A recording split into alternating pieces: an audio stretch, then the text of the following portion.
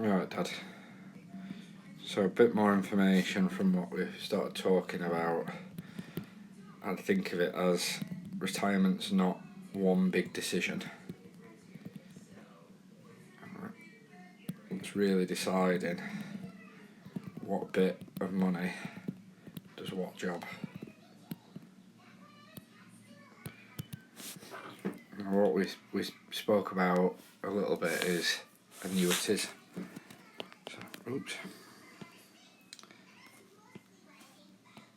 So like we said before,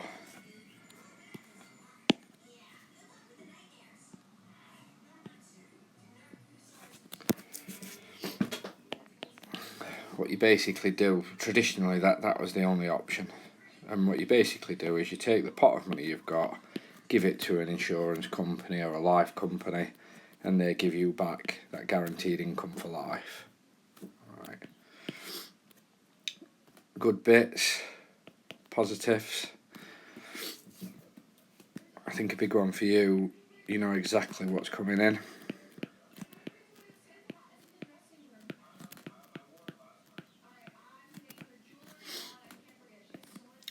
Another good thing, you can budget better. If you know you're getting an income of X every month, you've got Y that you can spend, and there's no changes. You can't outlive the income.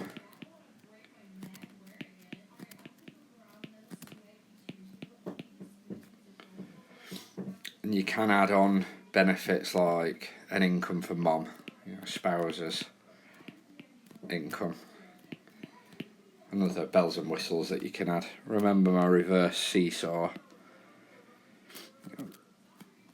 If this is the insurance company and this is you, the more things that go against you, like if you don't draw it until you're 75, if you don't have inflation linked, if you've got ill health, that'll turn the amount they'll give you and make it higher.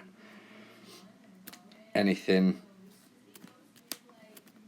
in your favour, so like inflation linked income, spouse's pension, something for mom if something happens to you, if you don't make it to draw like a predefined 10 years of income or what have you, then they'll give you less. So more in your favour, less you'll get. Less in there, less in your favour, the more you'll get. Trade-off wise, primary trade-off, once you've bought it, you can't change your mind. You have to hold it. So if your circumstances change and you want to tweak it around, it's not something you can do. Right? You give up control. Just for simple math, let's say you've got 100,000 in there. If you turn that all into an annuity, it's going to be taxed as income. You could, as an alternative, take out 25,000 or 25% tax-free as a tax-free lump sum, or PCLS, pension commencement lump sum, and then whatever the income would be, so only 75% of the pot would be taxed as income that way.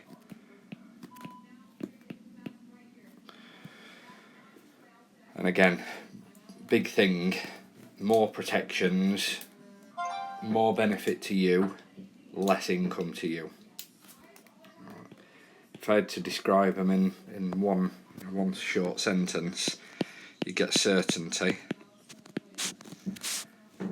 but less flexibility.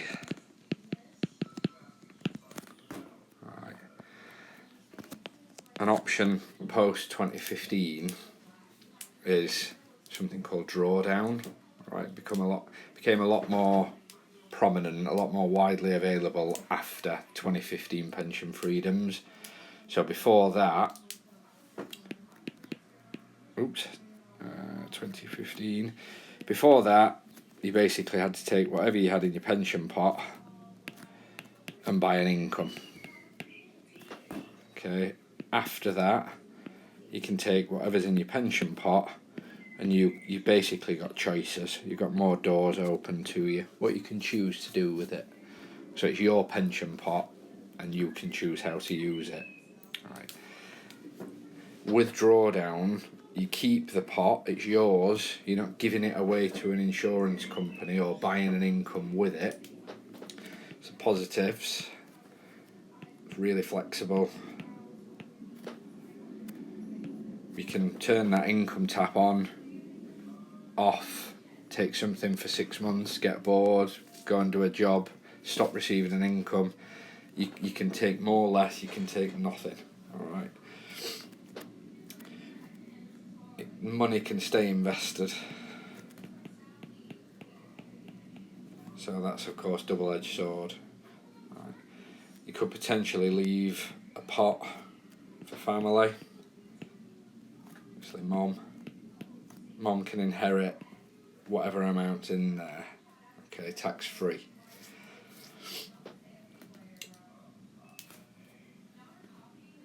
Another good thing that a lot of people miss, in my opinion, is you can stage that 25% tax-free lump sum, we'll call it PCLS. You don't have to take it all in one. For instance, if you took £10,000 a year, you could set it up so that 2,500 of it is tax-free. Oops, oh God. Tax-free. 2,500 of it every year could be tax-free, and 75% of it, or 7,500, would be taxed as income.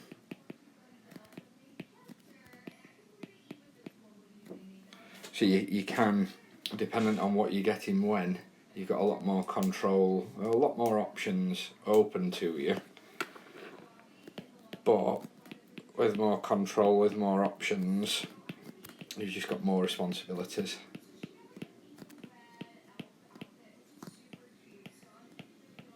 And you've got to physically decide what's best for you and why, but it's a lot easier than some people make it sound. Other thing to cover really is lump sums. Right, when you're in drawdown, you'd set up what income you want every month. You know, if you know that if you've got a pot which is your current account,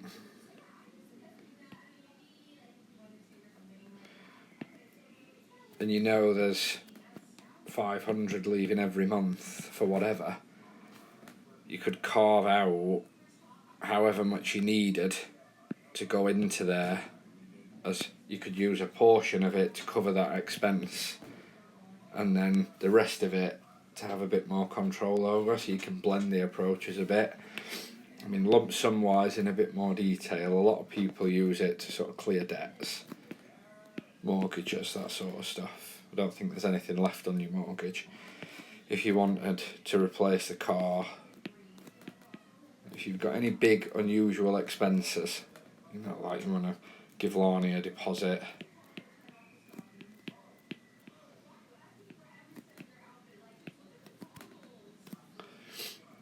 if you just wanted, you know, I know you've always kept a certain amount in your account, if you just wanted to replace a cash reserve, if you dropped under 10,000 and you get a bit nervous for whatever reason because you need that to be comfortable, you can dip in and take lump sums. Right. It's useful for in specific circumstances, but it's not something to do casually, because anything you take out of it will obviously reduce the amount that's in it, and longer term it could become a problem. So in terms, if we go back to drawdown,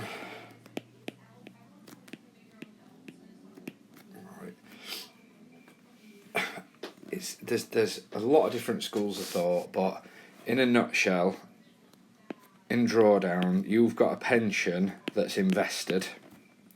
Okay, A lot of people think retirement investing is just don't take any risk or don't lose money.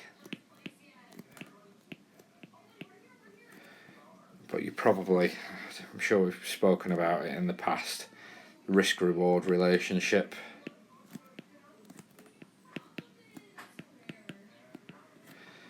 If you take more risk, there's a higher potential to make more money. All right, it's more volatile, so it never goes in a straight line like that. A fixed income might get you 4%, 6% if you're lucky. Right, it's flat. I'd think of it, rather than thinking don't lose money or don't take too much risk, I'd personally take the pension pot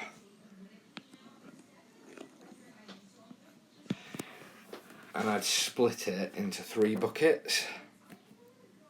I'd have first bucket, near-term money. Money that you're going to need to spend. Alright, you might need it soon if you want to. I know you've replaced the van, but you wanted a new van, or you wanted to get solar panels on the roof, or anything like that. If you know it's coming up, then that's invested differently, right? Because that one, if it's going to be getting taken out and spent, it's not worth trying to grow it because of the risk of it losing money. Bucket 2, I'd have for income and stability.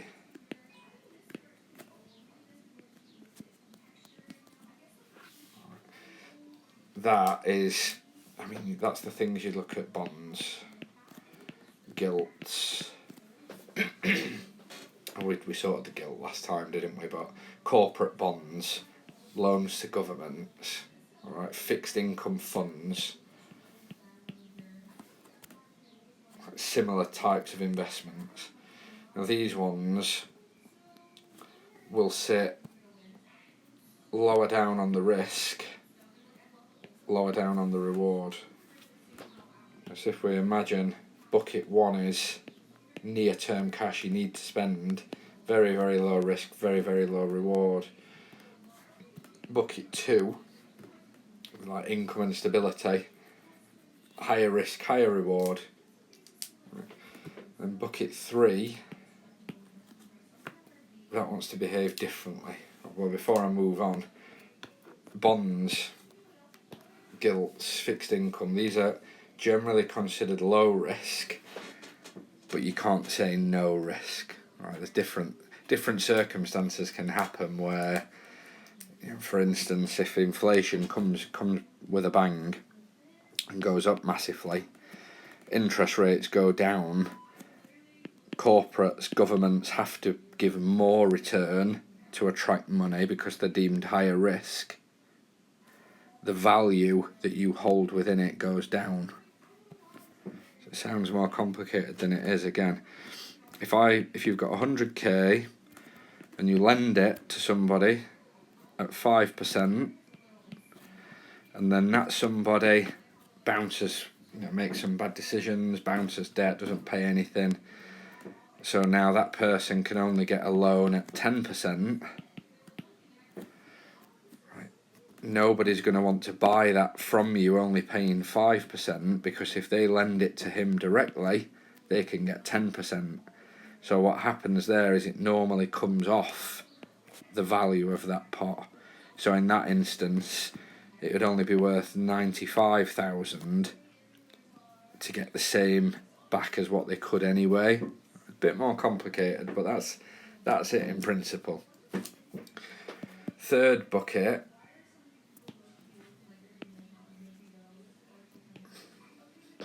is longer term growth.